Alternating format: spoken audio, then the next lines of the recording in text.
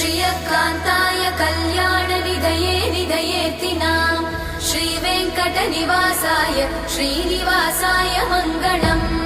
लक्ष्मी सविभ्रमालोकसुभ्रूविभ्रमचक्षुषे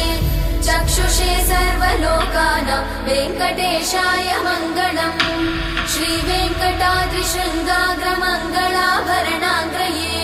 मङ्गलानां निवासाय श्रीनिवासाय मङ्गलम् सर्वावयव सौन्दर्य सम्पदा सर्वचेतसां सदा सम्मोहनायास्तु वेङ्कटेशाय मङ्गलम् नित्याय निरवध्याय सत्यानन्दचिदात्मने सर्वान्तरात्मने श्रीमद् वेङ्कटेशाय मङ्गलम् स्वतः सर्वविदे सर्वशक्तये सर्वशेषिणे